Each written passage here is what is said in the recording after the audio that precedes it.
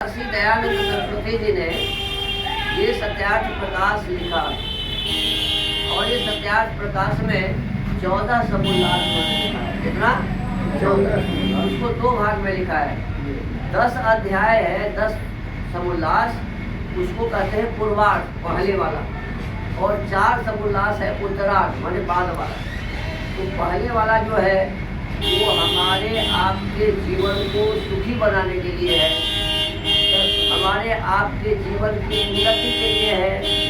और 11, 12, 13, 14 जो है उस समाज में व्याप्त जो बुराइयां हैं उस बुराइयों को हटाने के लिए, समाज में जो व्याप्त बुराइयां हैं उसको हटाने के लिए है।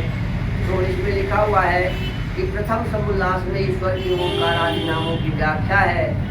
द्वितीय समोल्लास में संतानों की शिक्षा, देखिए अपने बच्चों को कैसे शिक्षा देनी चाहिए ये इसमें लिखा है। पढ़ेंगे तब तो देंगे ना, हैं? द्वितीय समोल्लास में संतानों की शिक्षा, तृतीय समोल्लास में ब्रह्मचर्य, पठन पाठन व्यवस्था, सत्यासत्य ग्रंथों के नाम और पढ़ने पढ़ाने की रीति, अपने बच्चों को कैसे पढ़ाना चाहिए, कैसे हमें हमारे बच्चों को पढ़ना चाहिए, ये विधि लिखा हुआ है। तो हमें अपने बच्चों को ऐसे पढ़ा के सिखा के उसे विद्वान बनाना चाहिए। चतुर्थ समोल्लास में विवाह और गृहस्थाश्रम का व्यवहार, स्त्री पुरुष को परिवार में कैसे रहना चाहिए, ये चतुर्थ समोल्लास में लिखा है। पंचम समोल्लास में वानप्रस्थ और संन्यास आश्रम की विधि, बाबा जी कैसा होना चाहिए। आजकल बाबा जी दाढ़ी बढ़ा लेते हैं, कपड़ा ओढ़ लेते हैं, चंदन कर लेते हैं, समझते हैं कि बाबा जी हो गया। अरे बाबा जी इसको नहीं कहते, बाबा जी का आचार विचार व्यवहार श्रेष्ठ होता है। तो इसको पढ़ेंगे तो पता चलेगा कि बाबा जी कैसा होना चाहिए। यही है वानप्रस्थ और संन्यास।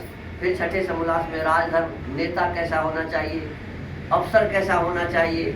आज घूस लेने वाला अफसर हो गया है ना, ठगने वाला नेता हो गया है, तो ये कैसा होना चाहिए, छठा समोल्लास पढ़ेंगे तो पता चलेगा।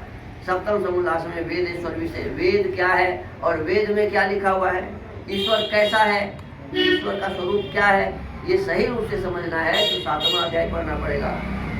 अष्टम समोल्लास में जगत की उत्पत्ति स्थिति और प्रलय, संसार कैसे बन गया, हमारा आपका ये शरीर कैसे बना, सूर्य चंद्र पृथ्वी कैसे बन गए, ये 8वां समोल्लास पढ़ेंगे तो पता चलेगा।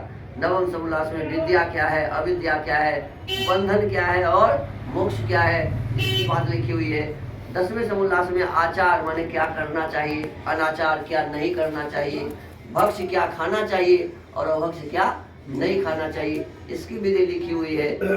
11 समोल्लास में आर्यावर्ती मत मतांतर का खंडन मंडन, अपने भारत में जितने पाखंड हैं सभी का निर्देश इसमें है, सभी संप्रदायों की चर्चा है इसमें।